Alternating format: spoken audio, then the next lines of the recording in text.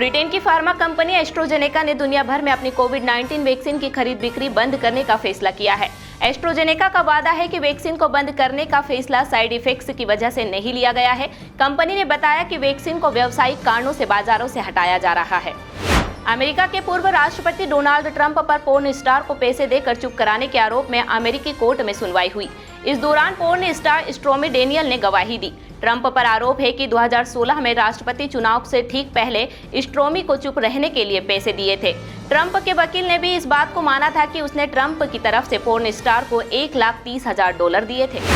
Indian overseas Congress के अध्यक्ष Sam Pitroda ने विरासत टैक्स के बाद भारत की विविधता को लेकर बयान दिया। पित्रोदा ने कहा कि भारत में ईस्ट के लोग चाइनीज और साउथ वाले अफ्रीकन दिखते हैं। बयान देने के कुछ ही देर बाद कांग्रेस ने इससे किनारा कर लिया। कांग्रेस ने कहा कि भारत की विविधता की ये परिभाषा मंजूर नहीं है। एयर इंडिया एक्सप्रेस के 200 से ज्यादा सीनियर क्रू मेंबर्स एक साथ छुट्टी पर चले गए। क्रू मेंबर्स ने छुट्टी की वजह बीमारी बताई है। इसके चलते एयरलाइन को 80 से ज्यादा उड़ानें रद्द करनी पड़ी। एयरलाइंस ने पैसेंजर्स को सलाह दी है कि एयरपोर्ट आने से पहले अपनी फ्लाइट की जानकारी जरूर ले लें। राजस्थान और मध्य प्रदेश में भीषण गर्मी पड़ रही है। भारतीय मौसम विभाग ने दोनों राज्यों में 2 दिन तक हीट वेव का अलर्ट जारी किया है। राजस्थान के 9 और एमपी के 3 शहरों में तापमान 43 डिग्री या उससे ज्यादा दर्ज किया गया। राजस्थान का बाड़मेर और एमपी का दमोह देश के सबसे गर्म शहर रहे। पश्चिम बंगाल की मुख्यमंत्री ममता बनर्जी ने कहा कि भाजपा लोगों को पैसे देकर वोट खरीद रही है। उन्होंने ये भी कहा कि आदर्श आचार संहिता को मोदी आचार संहिता में बदल दिया गया है। वे केवल भाजपा का पक्ष ले रहे हैं। हरियाणा में लोकसभा चुनाव के बीच 3 निर्दलीय विधायकों ने सीएम नायब सैनी की अगुवाई वाली बीजेपी सरकार से समर्थन वापस ले लिया।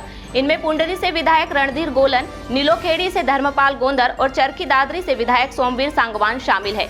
मार्च में भाजपा जसपा गठबंधन टूटने के बाद भाजपा ने इन निर्दलीय विधायकों के समर्थन से सरकार बनाई थी। लोकसभा चुनावों की तीसरी फेज की वोटिंग के दौरान गुजरात में भाजपा नेता के बेटे ने बूथ कैप्चरिंग की है। इसे सोशल मीडिया पर लाइव किया। यह मामला महिसागर जिले के दाहोद लोकसभा सीट का है। वीडियो में आरोपी विजय भाभोर अपने साथियों से यह भी कहता सुनाई दे रहा है कि ईवीएम तो अपने बाप की है। केरल सरकार के हेल्थ डिपार्टमेंट ने राज्य में वेस्ट नाइल फीवर को लेकर अलर्ट जारी किया है। राज्य के कोझिकोड, त्रिशूर और मलप्पुरम में 6 मामले सामने आए हैं। त्रिशूर में इस फीवर से 69 साल के बुजुर्ग की मौत की खबर आई है। यह बीमारी मच्छरों के काटने से होती है। फीवर के साथ उल्टी, दस्त और सिरदर्द की शिकायत होती है। बहुजन समाज पार्टी की प्रमुख मायावती ने अपने भतीजे आकाश आनंद को उत्तराधिकारी और नेशनल कोऑर्डिनेटर पद से हटा दिया। मायावती ने स्पष्ट किया कि आकाश के पिता आनंद कुमार पार्टी में अपनी जिम्मेदारियां निभाते रहेंगे। यह एक्शन तीसरे चरण की वोटिंग खत्म होने के बाद लिया गया। आकाश ने पिछले दिनों एक के बाद एक भाजपा पर बयान दिए थे। इस एक्शन को उससे जोड़कर भी देखा जा रहा है। पश्चिम बंगाल शिक्षक भर्ती घोटाले में ममता सरकार को राहत मिली है। सुप्रीम कोर्ट ने 25,000 शिक्षकों की भर्ती रद्द करने के कलकत्ता हाईकोर्ट के आदेश पर रोक लगा दी। साथ ही कोर्ट ने सीबीआई को केस की जांच जारी रखने का आदेश दिया है। बता दें कि कलकत्ता हाईकोर्ट ने इस साल 22 अप्रैल को पश्चिम बंगाल के सरकारी स्कूलों की 25,753 नियुक्तियों को अवैध करार दे दिया था।